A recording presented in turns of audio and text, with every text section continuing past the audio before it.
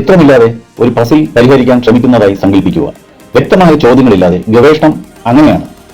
ഗവേഷണത്തിന് മുമ്പ് നിങ്ങൾ ഉത്തരം നൽകാൻ ആഗ്രഹിക്കുന്ന നിർദ്ദിഷ്ട ചോദ്യം കൃത്യമായി രൂപപ്പെടുത്തണം. നിങ്ങളുടെ മസ്തിഷ്കത്തിനായുള്ള GPS ആയി കരുതുക. ലക്ഷ്യസ്ഥാനം നിശ്ചിതം അല്ലെങ്കിൽ നിങ്ങൾ ലക്ഷ്യമില്ലാതെ വാഹനം ഓടിക്കാൻ നിർബന്ധിക്കപ്പെടുന്നു. ഗവേഷണത്തിന് മുമ്പ് കൃത്യമായ ചോദ്യം നിങ്ങൾ തയ്യാറാക്കുമ്പോൾ നിങ്ങളുടെ എല്ലാ ഭാവി പരിശ്രമങ്ങളും വിഭവങ്ങളും ഗവേഷണത്തിൽ കേന്ദ്രീകരിക്കാൻ സഹായിക്കുന്നു. നമുക്ക് വിശദാംശങ്ങളിലേക്ക് കടക്കാം. വിദ്യാർത്ഥികൾക്ക് അവരുടെ ഗവേഷണത്തിന്റെ തുടക്കം മുതൽ വ്യക്തമായ ഫോക്കസ് ഉണ്ടാകുന്നത് വളരെ അപൂർവമാണെന്നും എന്നാൽ പലരും വ്യക്തമായ ഫോക്കസിന്റെ അഭാവം കാരണം ഗവേഷണം ആരംഭിക്കുന്നതിന് ഒരു പ്രധാന തടസ്സമായി കാണുന്നുവെന്നും John Hogan, Paddy Dolan, Paul Donnelly എന്നിവർ പ്രസിദ്ധീകരിച്ച approaches to qualitative research theory and its practical application എന്ന് 2009 പ്രസിദ്ധീകരിച്ച ലേഖനം അടിസ്ഥാനമാക്കിയാണ് ഈ വീഡിയോ തുടരുന്നത്. ഘട്ടം 1. വിശാലമായ ഒരു ഗവേഷണ വിഷയം കണ്ടെത്തൽ. നിങ്ങളുടെ പഠന കോഴ്സിലെ വ്യത്യസ്ത വിഷയ മേഖലകൾ അല്ലെങ്കിൽ പ്രവർത്തന മേഖലകൾ അല്ലെങ്കിൽ ജോലി ചെയ്യാൻ ആഗ്രഹിക്കുന്ന തരത്തിലുള്ള മേഖലകൾ പരിഗണിക്കുക എന്നതാണ് ആദ്യത്തെ മാർഗം. ഒരു വിജ്ഞാന ശാഖ അല്ലെങ്കിൽ പ്രവർത്തന മേഖല തിരിച്ചറിയുന്നതിലൂടെ വേർതിരിക്കാവുന്നതും യോജിച്ചതുമായ വിജ്ഞാനത്തിന്റെ സമ്പത്ത് അല്ലെങ്കിൽ ലിറ്ററേച്ചർ കണ്ടെത്തണം.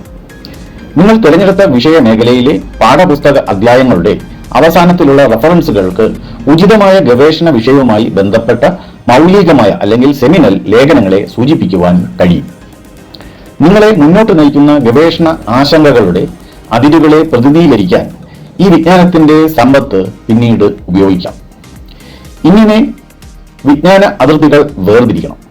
വിഷയ മേഖലകൾ തമ്മിലുള്ള അതിർത്തിയിൽ ശ്രദ്ധ കേന്ദ്രീകരിക്കുന്നതിലൂടെ ഈ പ്രാരംഭഘട്ടത്തിൽ നിങ്ങളുടെ ഗവേഷണ പ്രവർത്തനങ്ങൾ തുടരേണ്ട ദിശ ബോധപൂർവം നിയന്ത്രിക്കാനാകും. നിങ്ങളുടെ മേഖലയിലെ ഗവേഷണത്തിന്റെ ഒരു അവലോകനം നേടുന്നതിന് സമീപകാല അക്കാദമിക് വിജ്ഞാനങ്ങൾ, കറന്റ് ലിറ്ററേച്ചർ പരിശോധിക്കുക.